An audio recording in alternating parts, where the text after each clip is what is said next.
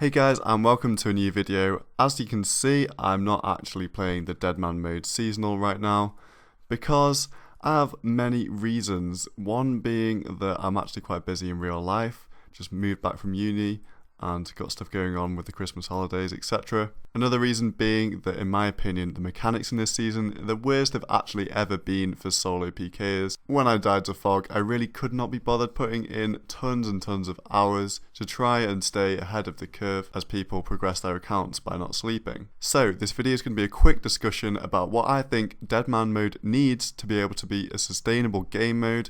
These ideas aren't necessarily going to be original, but I'm just going to explain my thought process behind proposing these ideas, and I hope you really can get on board and have some discussion in the comments about what we can do to make this game last more than just a week and a half. So I know a lot of people have been saying that Jagex have made changes this season. Oh, I'm so excited, it's going to be loads better.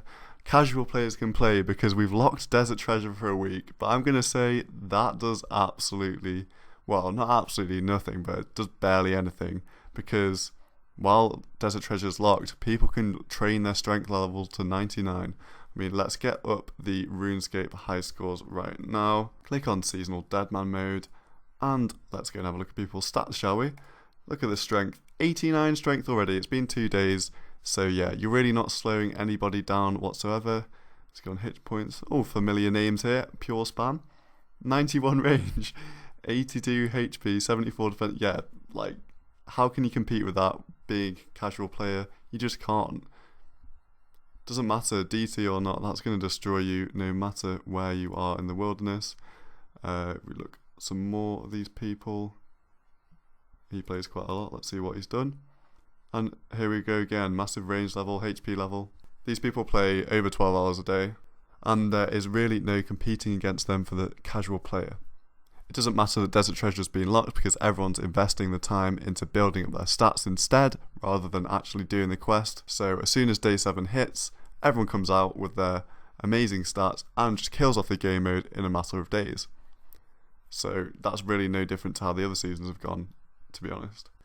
Now, in my opinion, to get the game mode to thrive and survive for longer periods of time, we're going to need to make sure that casual players, and I'm using the casual term loosely here, I mean I'm calling 5 hours a day casual, they need the chance to be able to get to PK, and we need to turn the mentality of the seasonal away from being about grinding 15 hours a day just to stay slightly ahead of everybody else and not feel like you're behind. Assuming I play around 19 hours a day again for like 2 days or something to sort of catch up. People shouldn't feel the need to have to log into RuneScape because they'll be behind. I'm going to be behind. I need to sleep 4 hours a night because I'm going to be behind. In my opinion, we should have a threshold where stats are locked at, and this increases gradually over time. So I'd say propose nothing set in stone with these suggestions. For example, level 60 combat stat cap for the first 5 days.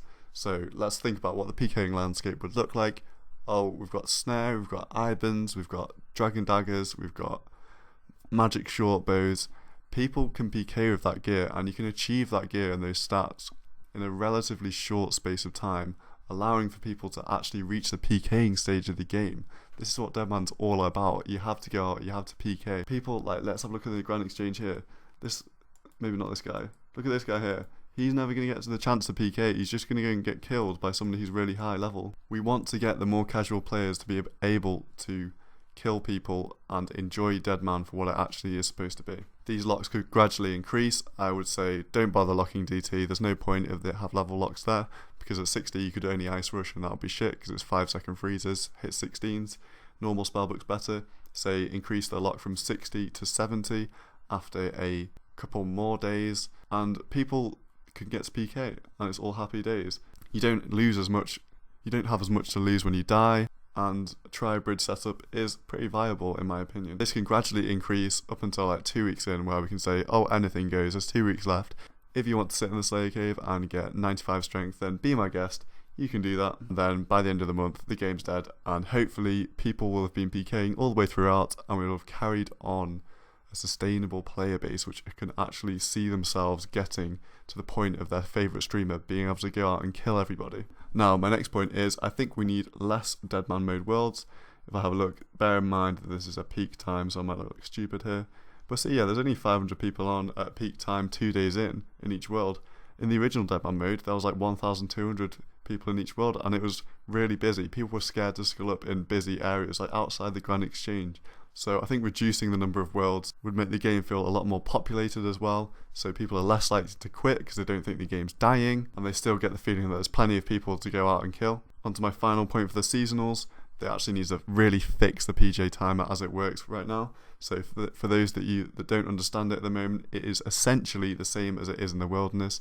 If I'm hitting this guy in Zami Robes, say I'm attacking him with range, and he's not fighting back, his mate, Mr. Wizard Robes guy, he can come in and he can just hit me off. So basically this means if you're fighting a team in singles, the highest level can just hit you. You can never get KOing because you can get tagged off every 5 seconds or so, and that is really frustrating as a solo player. It's actually really hard to get a kill when there's more than one person. Now, the alternate mechanic in the past has been the same as in PvP worlds. So say if I'm attacking somebody, no one else can get me off them. Now, the argument against that mechanic is boxing. So in my opinion, to stop boxing from actually happening is if the aggressor hits 10 zeros in a row, another person would be able to PJ the aggressor off their target. So this would mean boxing would not be a thing anymore, being a so-called hero would not be a thing, and you wouldn't get tagged off every 5 seconds when you're in a fight versus a team. Another thing I would really like to see is when you kill somebody, you get a 30-second grace period so you can loot the stuff and get out of there fast. That would really help solo players out. I'm not too bothered by that one. I think it's a good idea personally. So it's not guaranteed death when you meet a team in the middle of nowhere. If you manage to take one out, you can teleport in that time. Okay, so there are my proposals for the seasonals. I hope you kind of like them. I briefly brushed over them. I don't want this video to be really long. Now, I do have some suggestions for the tournament as well. Obviously, last tournament was a disaster. I think that the third tournament, the one where like Rot won and /Wooks, that was perfect. That was fine. There was no problems with that, except for the fact that they didn't have the little clause saying that if you weren't in the final area, you were going to get disqualified. All they need to do is like make a sort of wildy ditch style fence around the final area, not a 1x1 square. Obviously that was terrible. And say if you're not in this area, you will be disqualified from the tournament. That's all they needed to do. The gas can stay the same as it was in the third tournament, it's fine. So if you don't make it to the final area, you can't win, and you will most likely die, and ramp the gas up to a point where they want everyone to be in the final area and you will die if you're not there. But give plenty good warning and plenty of time to actually make it to that area. And how did that 90-something defense treat you? Did you... 98 defense doesn't counter fog, so... probably not very happy about that. As for the area itself, I believe it obviously has to be multi. I've seen people suggest singles, but that would just be a boxing ring. Has to be multi. In my opinion, it has to be a fairly clear landscape, not too many advantage points.